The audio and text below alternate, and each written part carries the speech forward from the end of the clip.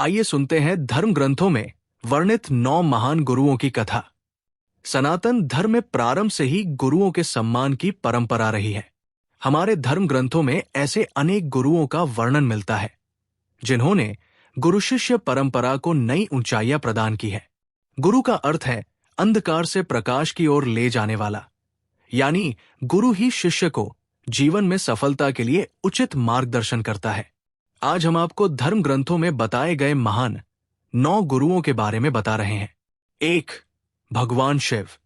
भगवान शिव आदि व अनंत है, अर्थात न तो कोई उनकी उत्पत्ति के बारे में जानता है और न कोई अंत के बारे में, यानी शिव ही परमपिता परमेश्वर है।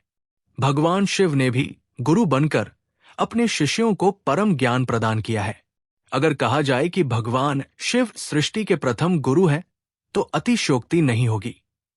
भगवान विष्णु के अवतार परशुराम को अस्त्र शिक्षा शिव ने ही दी थी। शिव के द्वारा दिए गए परशु फरसे से ही परशुराम ने अनेक बार धरती को क्षत्रिय विहीन कर दिया था। ब्रह्म वैवर्त पुराण के अनुसार नागों की बहन जरत्कारु मनसा के गुरु भी भगवान शिव ही है। शुक्राचार्य को दी मृत संजीवनी विद्या। शिव ने दानवों के गुरु शुक्राचार्य को मृत संजीवनी विद्या सिखाई थी। एक बार देवता व दानवों में भीषण युद्ध हुआ।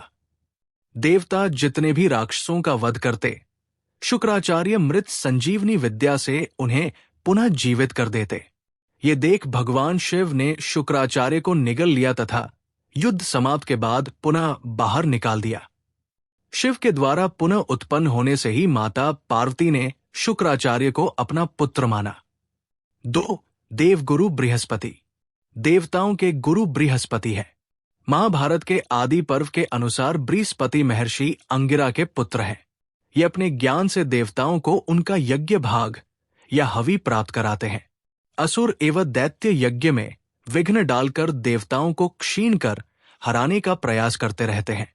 देवगुरु बृहस्पति रक्षोग्र मंत्रों का प्रयोग कर देवताओं का पोषण एवं रक्षण करते हैं तथा दैत्यों से देवताओं की रक्षा करते हैं।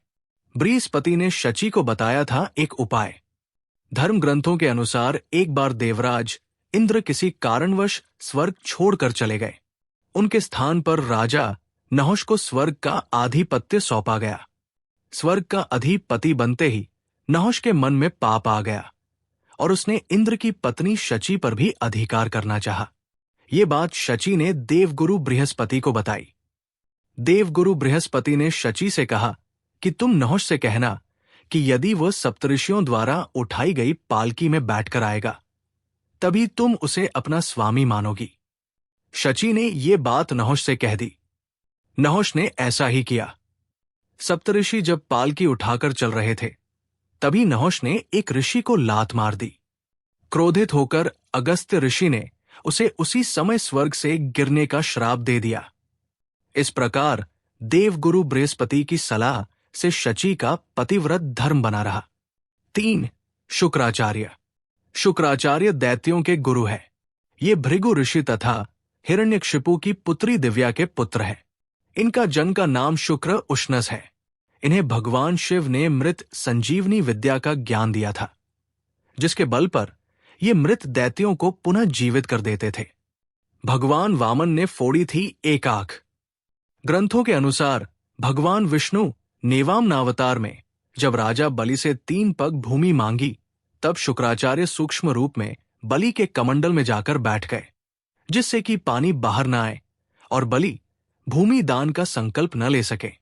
तब वामन भगवान ने बलि के कमंडल में एक तिनका डाला, जिससे शुक्राचार्य की एक आंख फूट गई। इसलिए इन्हें एकाक्ष यानी एक आंख वाला भी कहा जाता है। 4. परशुराम। परशुराम महान योद्धा व गुरु थे। ये जन्म से ब्राह्मण थे, लेकिन इनका स्वभाव क्षत्रियों जैसा था। धर्म ग्रंथों के अनुसार ये भगवान विष्णु के अंशावतार थे। इन्होंने भगवान शिव से अस्त्र शस्त्र की शिक्षा प्राप्त की थी। इनके पिता का नाम जमदग्नि तथा माता का नाम रेणुका था। अपने पिता की हत्या का बदला लेने के लिए इन्होंने अनेक बार धरती को क्षत्रिय विहीन कर दिया था। भीष्म, द्रोणाचार्य व कर्ण इनके महान शिष्य थे। कर्ण को दिया था श्राप। महाभारत के अनुसार कर्ण परशुराम का शिष्य थे। कर्ण ने परशुराम को अपना परिचय एक सूत पुत्र के रूप में दिया था। एक बार जब परशुराम कर्ण की गोद में सिर रखकर सो रहे थे, उसी समय कर्ण को एक भयंकर कीड़े ने काट लिया। गुरु की नींद में विघ्न न आए, ये सोचकर कर्ण दर्द सहते रहे, लेकिन उन्होंने परशुराम को नींद से नहीं उठाया। नींद से उठने पर जब परशुराम ने ये देखा तो वे समझ गए कि कर्ण सूतपुत्र नहीं बल्कि क्षत्रिय है। तब क्रोधित होकर परशुराम ने कर्ण को श्राप दिया कि मेरी सिखाई हुई शस्त्र विद्या की जब तुम्हें सबसे अधिक आवश्यकता होगी, उस समय तुम वो विद्या भूल जाओगे। इस प्रकार परशुराम के श्राप के कारण ही कर्ण की मृत्यु हुई। 5. महर्षि वेदव्यास। धर्म ग्रंथों के अनुसार महर्षि वेदव्यास भगवान विष्णु के अवतार थे। इनका पूरा नाम कृष्ण अद्वैपायन था। इन्होंने नहीं वेदों का विभाग किया, इसलिए इनका नाम वेदव्यास पड़ा। महाभारत जैसे श्रेष्ठ ग्रंथ की रचना भी महर्षि वेदव्यास ने ही की है। इनके पिता महर्षि पराशर तथा माता सत्यवती थी। पैल, जैमिन, वैशंपायन, सुमंत मुनि, रोमहर्षण आदि महर्षि वेदव्यास के महान शिष्य थे। महर्षि वेदव्यास के वरदान से हुआ था कौरवों का जन्म। एक बार महर्षि वेदव्यास हस्तिनापुर गए। वहां गांधारी ने उनकी बहुत सेवा की। उसकी सेवा से प्रसन्न होकर महर्षि ने उसे 100 पुत्रों की माता होने का वरदान दिया। समय आने पर गांधारी गर्भवती हुई, लेकिन उसके गर्भ से मांस का गोल पिंड निकला। गांधारी उसे नष्ट करना चाहती थी। ये बात वेदव्यास जी ने जान ली और गांधारी से कहा कि वो 100 कुंडों का निर्माण करवाए और उसे घी से भर दे। इसके बाद महर्षि वेदव्यास ने उस पिंड के 100 टुकड़े कर उन्हें अलग अलग कुंडों में डाल दिया। कुछ समय बाद उन कुंडों से गांधारी के 100 पुत्र उत्पन्न हुए। 6. वशिष्ठ ऋषि। वशिष्ठ ऋषि सूर्यवंश के कुलगुरु थे। इन्हीं के परामर्श पर राजा दशरथ ने पुत्रेष्ठी यज्ञ किया था, जिसके फलस्वरूप श्रीराम, लक्ष्मण, भरत व शत्रुघ्न का जन्म हुआ। भगवान राम ने सारी वेद वेदांगों की शिक्षा वशिष्ठ ऋषि से ही प्राप्त की थी। श्रीराम के वनवास से लौटने के बाद इन्हीं के द्वारा उनका राज्याभिषेक हुआ और रामराज्य की स्थापना संभव हो सकी। इन्होंने वशिष्ठ पुराण, वशिष्ठ श्राद्ध कल्प, वशिष्ठ शिक्षा आदि ग्रंथों की रचना भी की। ब्रह्म तेज से हराया था विश्वामित्र को। एक बार राजा विश्वामित्र शिकार खेलते खेलते बहुत दूर निकल आए। थोड़ी देर आराम करने के लिए वे ऋषि वशिष्ठ के आश्रम में रुक गए। यहां उन्होंने कामधेनु नंदिनी को देखा। नंदिनी गाय को देख विश्वामित्र ने वशिष्ठ से कहा, ये गाय आप मुझे दे दीजिए, इसके बदले आप जो चाहे मुझसे मांग लीजिए। लेकिन ऋषि वशिष्ठ ने ऐसा करने से मना कर दिया। तब राजा विश्वामित्र नंदिनी को बलपूर्वक अपने साथ ले जाने लगे। तब ऋषि वशिष्ठ के कहने पर नंदिनी ने क्रोधित होकर विश्वामित्र सहित उनकी पूरी सेना को भगा दिया। ऋषि वशिष्ठ का ब्रह्म तेज देखकर विश्वामित्र को बड़ा आश्चर्य हुआ और उन्होंने भी अपना राज्य त्याग दिया और तप करने लगे। 7. गुरु सांदीपनी। महर्षि सांदीपनी भगवान श्री कृष्ण के गुरु थे। श्री कृष्ण व बलराम इनसे शिक्षा प्राप्त करने मथुरा से उज्जैनी, वर्तमान में उज्जैन, आए थे। महर्षि सांदीपनी ने ही भगवान श्री कृष्ण को 64 कलाओं की शिक्षा दी थी। श्री कृष्ण ने ये कलाएं 64 दिन में सीख ली थी।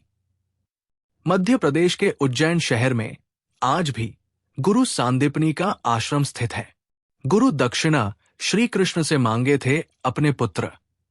मथुरा में कंस वध के बाद भगवान कृष्ण को वसुदेव और देवकी ने शिक्षा ग्रहण करने के लिए अवंतिका नगरी, वर्तमान में मध्य प्रदेश के उज्जैन, में गुरु सांदीपनी के पास भेजा। शिक्षा ग्रहण करने के बाद जब गुरुदक्षिणा की बात आई तो ऋषि सांदीपनी ने कृष्ण से कहा कि तुमसे क्या मांगू। संसार में कोई ऐसी वस्तु नहीं जो तुमसे मांगी जाए और तुम न दे सको। कृष्ण ने कहा कि आप मुझसे कुछ भी मांग लीजिए, मैं लाकर दूंगा, तभी गुरु दक्षिणा पूरी हो पाएगी। ऋषि सांदीपनि ने कहा कि शंखासुर नाम का एक दैत्य मेरे पुत्र को उठाकर ले गया है, उसे लौटा लाओ। कृष्ण ने गुरु पुत्र को लौटा लाने का वचन दे दिया और बलराम के साथ उसे खोजने निकल पड़े। खोजते खोजते सागर किनारे तक आ गए।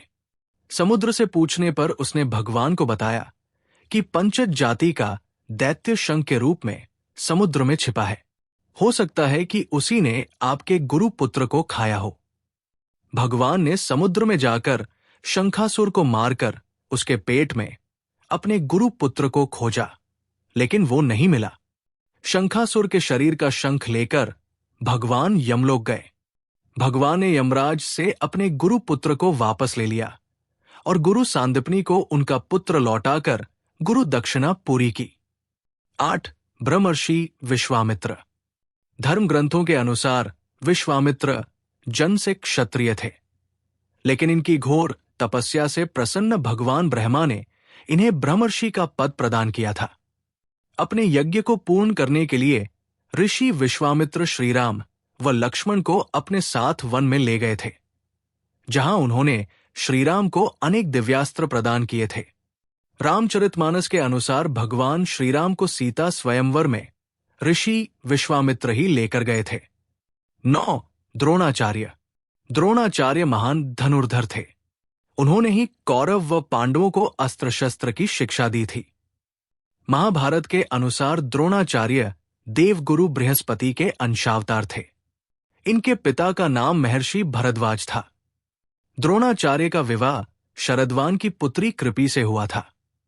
इनके पुत्र का महान अश्वत्थामा था। महान धनुर्धर अर्जुन इनका प्रिय शिष्य थे। अर्जुन को दिया था वरदान।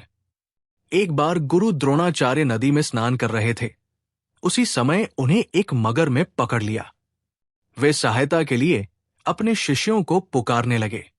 वहां दुर्योधन, युधिष्ठिर, भीम, दुशासन आदि बहुत से शिष्य खड़े थे, लेकिन गुरु को विपत्ति में देख वे भी बहुत डर गए। तब अर्जुन ने अपने तीखे बाणों से उस मगर का अंत कर दिया। अर्जुन की वीरता देखकर गुरु द्रोणाचार्य ने उसे सर्वश्रेष्ठ धनुर्धर होने का वरदान दिया।